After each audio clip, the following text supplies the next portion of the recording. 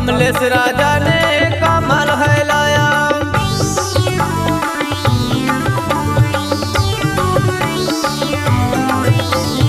अमरवाड़ा क्षेत्र में चुनाव आया, कमलेश साहा ने कमल है लाया। अब जिताना है, अब जिताना है, कमलेश साहा को चुनाव जिताना है। अब जिताना है, कमलेश साहा को चुनाव जिताना है। अब जिताना है, कमलेश साहा को चुनाव जिताना है।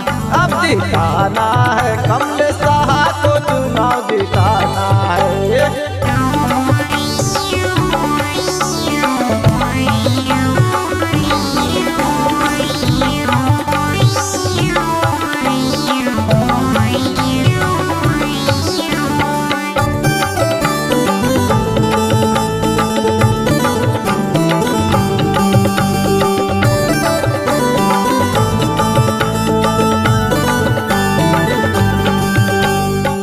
सोच लेकर के बदला इरादा, जनता के हित में है विकास का वादा।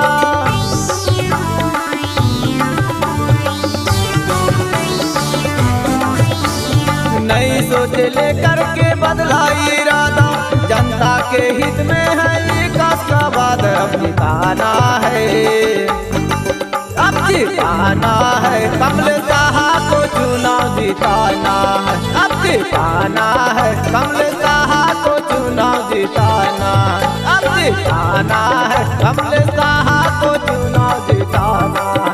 अब जिताना है, कमलेश साहा को चुनाव जिताना है।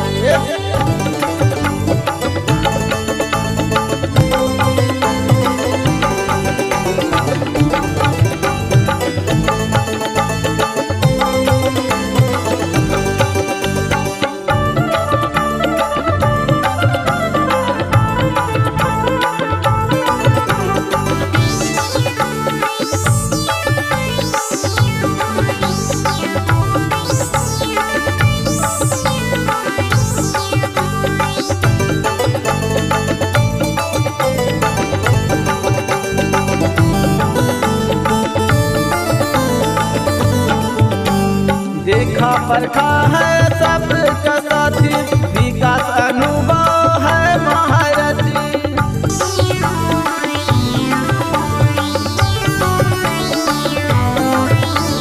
देखा परखा है सबका साथी, विकास अनुभव का है महारथी। अब जिताना है, अब जिताना है, कमलेश साहा को चुनाव जिताना है। अब जिताना है, कमलेश साहा को चुनाव जिताना है। अब जिताना है, कमलेश साहा को चुनाव जिताना है। अब जिताना है, कमलेश साहा को चुनाव जिताना है।